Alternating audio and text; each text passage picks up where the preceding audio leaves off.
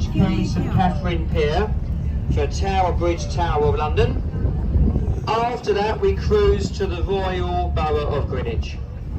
Downstairs in the saloon we have toilet facilities and a fully licensed bar.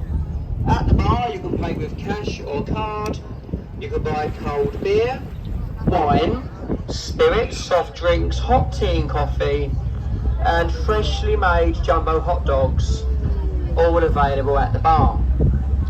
On the journey I'm going to be pointing out some places of interest, but I will warn you that we're not tour guides on these boats, we're only the crew of the boat. We're here to take you along the river safely, but we take it upon ourselves to point out some places of interest to try and make your trip a little bit more interesting. When I make a mistake or get a bit distracted, do bear with me, I'll find where I was eventually. On our right we're passing the London Eye. That's London's #1 tourist attraction. It opened in the millennium year and it was sponsored by British Airways. They sold the Eye because it wasn't making them enough money, but on a sunny day here in London that I can make up to £16,500 in only 30 minutes. So I have no idea what kind of money they wanted to make, but apparently that wasn't enough. The bridge ahead of the boat is Charing Cross Railway Bridge, and we also have 2 footbridges here. We have the Golden Jubilee Walkway and the Hungerford Footbridge. These were added to commemorate Queen Elizabeth II's Golden Jubilee. As we pass through this bridge, it's the only point on our journey today where we pass under and over a railway at the same time. And that's because we're just passing over the Northern and Bakerloo lines of London Underground. Through this bridge and off to the right is Royal Festival Hall, the last remaining building from the Festival of Britain in 1951. The acoustics in that concert hall are so effective you can't even hear the sound of the trains running alongside.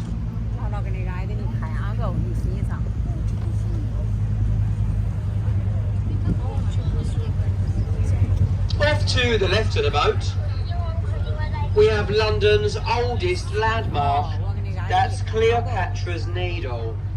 That obelisk stood in Heliopolis in Egypt in around 1500 BC. That was given to us by a grateful Egyptian viceroy called Muhammad Ali. And that was after British victories over the French at the Battle of the River Nile and the Battle of Alexandria. If you look at the sphinxes, they are facing the obelisk, admiring it. But traditionally, sphinxes are guardians, so they ought to be facing away. By the time the Egyptians told us it was wrong, the concrete had dried, and it's remained the same ever since. Not many people know that, but I do, and I tell everyone. Now we're about to pass through Waterloo Bridge, which is affectionately known as the Ladies' Bridge, and that's because it was built by the Women's Land Army during the Second World War. The ladies built the longest bridge in central London. It's just under a quarter of a mile. It's also one of the only bridges in central London to have been built on time and on budget. So well done the girls. On our left is Somerset House with its green dome. That was built by William Chambers in 1796. It was home to the registrar for all births, marriages and deaths. They had a curious nickname in our civil service. They were known as the Hatcham, Matcham and Dispatcham Department. When they eventually moved out, the Inland Revenue moved in, so it became the Catcham Department instead. On our right, we've got a large concrete building. That's the National Theatre.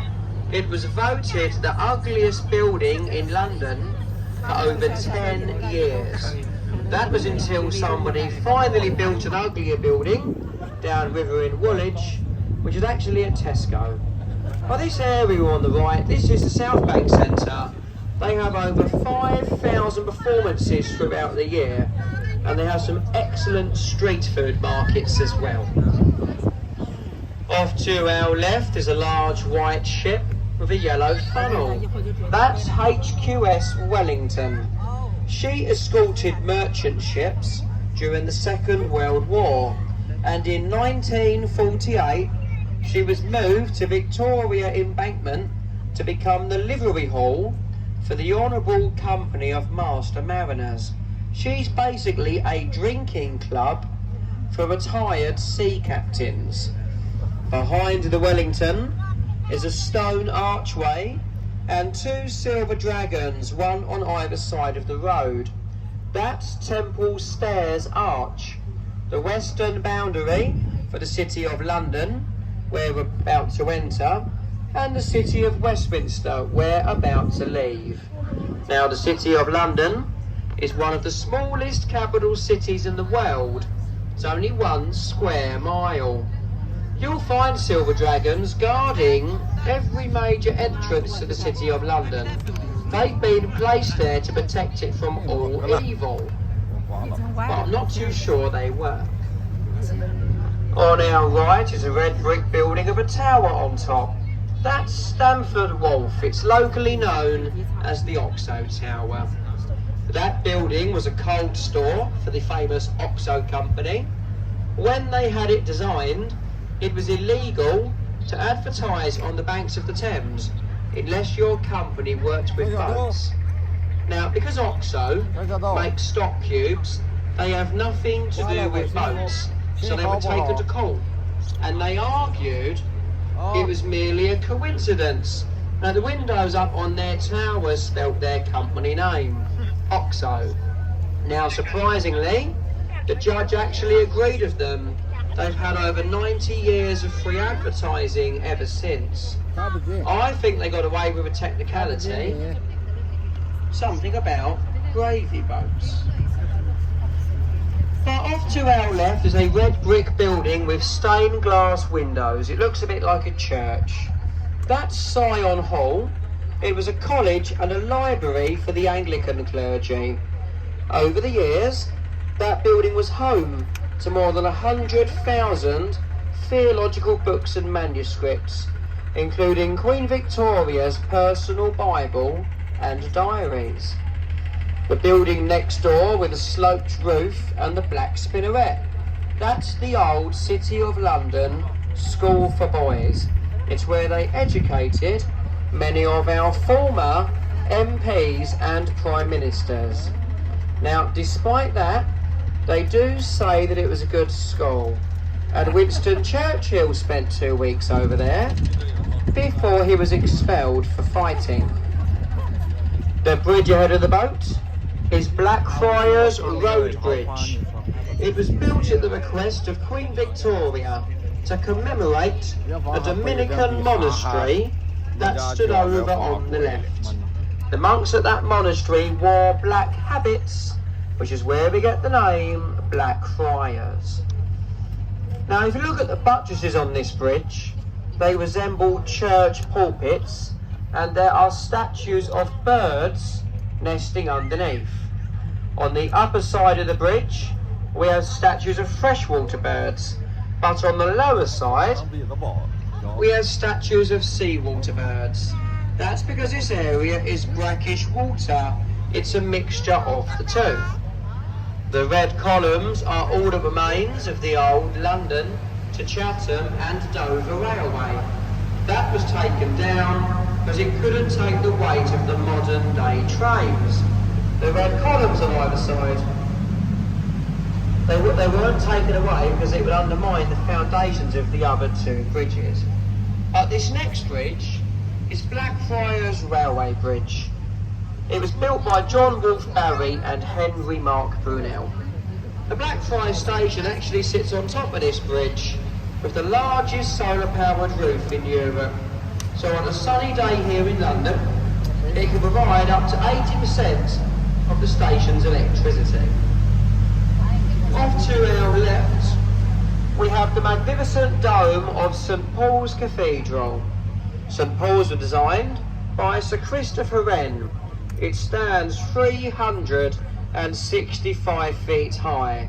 It's the second largest unsupported cathedral dome in the world. The largest is on St Peter's Basilica in the Vatican. Now, Christopher Wren is buried in the tomb at St Paul's alongside the Iron Duke, the Duke of Wellington, and Admiral Lord Nelson. Above Wren's tomb there is a Latin inscription that roughly translates to, "If you seek his monuments, look about you." That refers to over 120 of Wren's buildings, churches and landmarks from Hampton Court Palace, about 21 miles behind us, to the old Royal Naval College at Greenwich. On our right hand side we have the old Bankside Power Station. That was designed by Giles Gilbert Scott when it closed due to the escalating price of oil. It's now home to the Tate Modern, the largest collection of modern art in the world. We're about to pass through the Millennium Bridge. It's locally known as the Wibbly Wobbly Bridge. That's because it was opened by our late Queen in the Millennium year. Then it was closed by the police the following day because it wobbled quite violently. They had to close this bridge for 2 years. They spent millions of pounds dewobblising it just to make it safe. Off to our right, we've got a white building with timber frames and a thatched roof. That's a replica of Shakespeare's Globe Theatre. That was the idea